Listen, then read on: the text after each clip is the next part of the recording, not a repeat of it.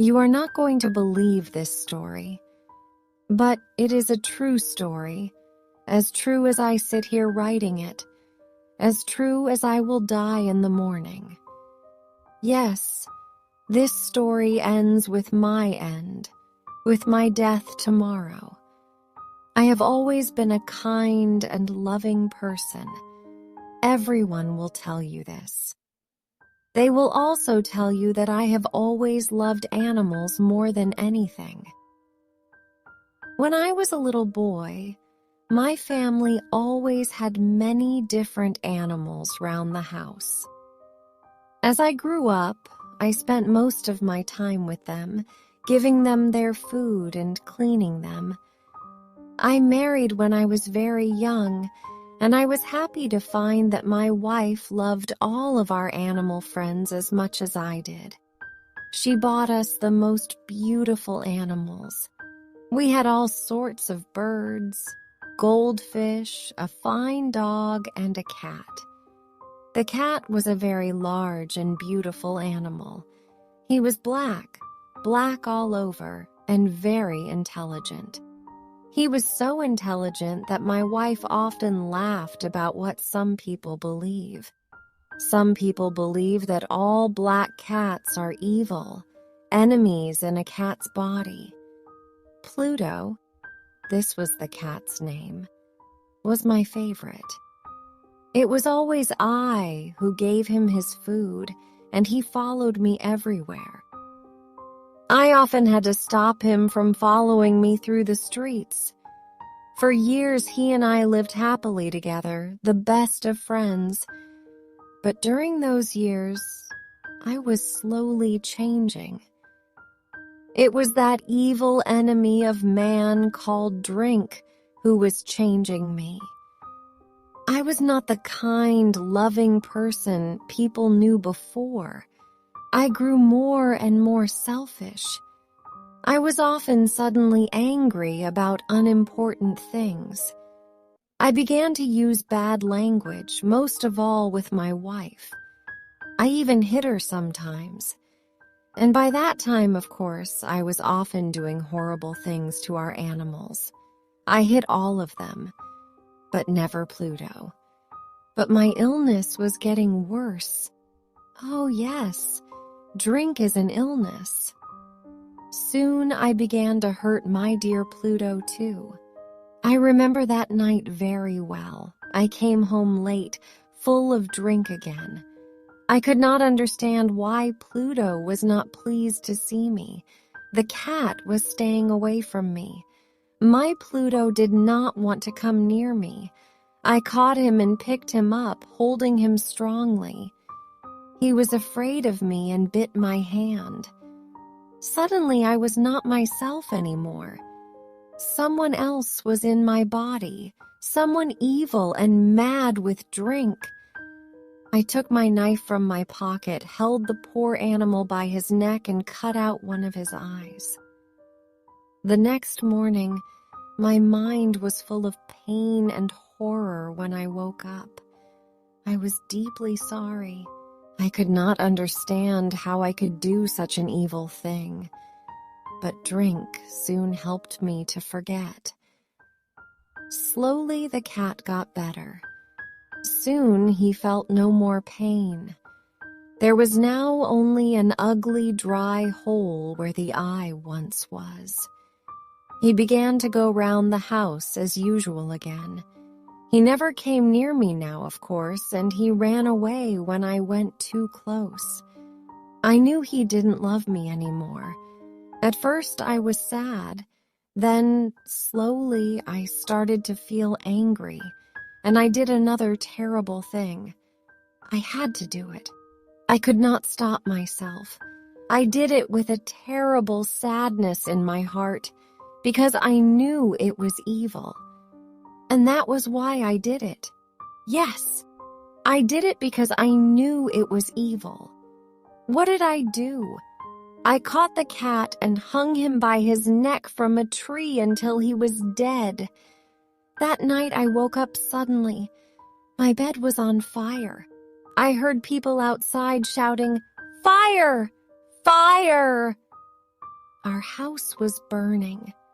I, my wife, and our servant were lucky to escape. We stood and watched as the house burned down to the ground. There was nothing left of the building the next morning. All the walls fell down during the night except one, a wall in the middle of the house. I realized why this wall did not burn, because there was new plaster on it. The plaster was still quite wet. I was surprised to see a crowd of people next to the wall. They were talking and seemed to be quite excited. I went closer and looked over their shoulders. I saw a black shape in the new white plaster. It was the shape of a large cat hanging by its neck. I looked at the shape with complete horror. Several minutes passed before I could think clearly again. I knew I had to try to think clearly. I had to know why it was there. I remembered hanging the cat in the garden of the house next door. During the fire, the garden was full of people. Probably someone cut the dead cat from the tree and threw it through the window to try and wake me. The falling walls pressed the animal's body into the fresh plaster. The cat burned completely, leaving the black shape in the new plaster. Yes, I was sure that was what happened, but I could not forget that black shape for months. I even saw it in my dreams. I began to feel sad about losing the animal, so I began to look for another one. I looked mostly in the poor parts of our town where I went drinking. I searched for another black cat of the same size and type as Pluto. One night, as I sat in a dark and dirty drinking house, I noticed a black object on top of a cupboard near some bottles of wine. I was surprised when I saw it. I looked at those bottles a few minutes ago, I thought, and I am sure that object was not there before I got up and went to see what it was. I put my hand up, touched it, and found that it was a black cat, a very large one, as large as Pluto. He looked like Pluto too, in every way but one. Pluto did not have a white hair anywhere on his body. This cat had a large white shape on his front. He got up when I touched him and pressed the side of his head against my hand several times. He liked me. This was the animal I was looking for. He continued to be very friendly, and later, when I left, he followed me into the street. He came all the way home with me. We now had another house and came inside.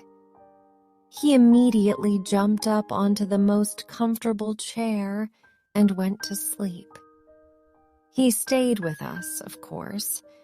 He loved both of us, and very soon he became my wife's favorite animal. But as the weeks passed, I began to dislike the animal more and more. I do not know why, but I hated the way he loved me. Soon I began to hate him, but I was never unkind to him. Yes, I was very careful about that. I kept away from him because I remembered what I did to my poor Pluto. I also hated the animal because he only had one eye. I noticed this the morning after he came home with me. Of course, this only made my dear wife love him more, but the more I hated the cat, the more he seemed to love me.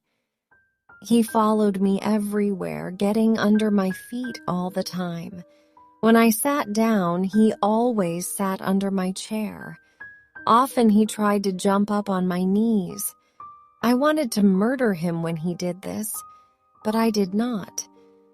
I stopped myself because I remembered Pluto. but also because I was afraid of the animal. How can I explain this fear? It was not really a fear of something evil, but then how else can I possibly describe it? Slowly, this strange fear grew into horror. Yes, horror. If I tell you why, you will not believe me. You will think I am mad. Several times my wife took the cat and showed me the white shape on his chest. She said the shape was slowly changing. For a long time, I did not believe her, but slowly, after many weeks, I began to see that she was right. The shape was changing. Its sides were becoming straighter and straighter. It was beginning to look more and more like an object. After a few more weeks, I saw what the shape was. It was impossible not to see. There, on his front, was the shape of an object I am almost too afraid to name. There, on the cat's front, was the shape of that terrible machine of pain and death, the gallows. It was that terrible machine of pain and death. Yes, the gallows. I no longer knew the meaning of happiness or rest. During the day, the animal never left me. At night, he woke me up nearly every hour. I remember waking from terrible dreams and feeling him sitting next to my face, his heavy body pressing down on my heart. I was now a very different man. There was not the smallest piece of good left in me. I now had only evil thoughts, the darkest and the most evil thoughts. I hated everyone and everything, my dear wife, too. One day she came down into the cellar with me to cut some wood. We were now too poor to have a servant. Of course, the cat followed me down the stairs and nearly made me fall. This made me so angry that I took the axe and tried to cut the animal in two. But as I brought the axe down, my wife stopped my arm with her hand. This made me even more angry, and I pulled her hand away from my wrist, lifted the tool again, brought it down hard, and buried it in the top of her head. I had to hide the body. I knew I could not take it out of the house. The neighbors noticed everything. I thought of cutting it into pieces and burning it. I thought of burying it in the floor of the cellar. I thought of throwing it into the river at the end of the garden. I thought of putting it into a wooden box and taking it out of the house that way. In the end, I decided to hide the body in one of the walls of the cellar. It was quite an old building near the river, so the walls of the cellar were quite wet and the plaster was soft. There was new plaster on one of the walls, and I knew that underneath it the wall was not very strong. I also knew that this wall was very thick. I could hide the body in the middle of it. It was not difficult. I took off some plaster, took out a few stones, and made a hole in the earth that filled the middle of the wall. I put my wife there, put back the stones, made some new plaster, and put it on the wall. Then I cleaned the floor and looked carefully round. Everything looked just as it did before. Nobody would ever know. Next, I went upstairs to kill the cat. The animal was bringing me bad luck. I had to kill it. I searched everywhere, but I could not find him. I was sure it was because of my wife's murder. He was too clever to come near me now. I waited all evening, but I did not see the evil animal. He did not come back during the night either. And so, for the first time in a long time, I slept well. When I woke up the next morning, I was surprised to see that the cat still was not there. 2, 3 days passed, and there was still no cat. I cannot tell you how happy I began to feel. I felt so much better without the cat. Yes, it was he who brought me all my unhappiness. And now, without him, I began to feel like a free man again. It was wonderful. No more cat. Never again. Several people came and asked about my wife, but I answered their questions easily. Then, on the 4th day, the police came. I was not worried when they searched the house. They asked me to come with them as they searched. They looked everywhere several times. Then they went down into the cellar. I went down with them, of course. I was not a bit afraid. I walked calmly up and down, watching them search. They found nothing, of course, and soon they were ready to go. I was so happy that I could not stop talking as they went up the stairs. I did not really know what I was saying. "Good day to you all, dear sirs," I said. "Yes, this is a well-built old house, isn't it?" "Yes, a very well-built old house. These walls—" "Are you going, gentlemen? These walls are strong, aren't they?" I knocked hard on the part of the wall where my wife was. A voice came from inside the wall in answer to my knock. It was a cry, like a child's. Quickly it grew into a long scream of pain and horror. I saw the policemen standing on the stairs with their mouths open. Suddenly they all ran down in a great hurry and began breaking down the wall. It fell quickly, and there was my wife standing inside. There she was, with dried blood all over her head, looking at them. And there was the cat, standing on her head, his red mouth wide open in a scream, and his one gold eye shining like fire. The clever animal.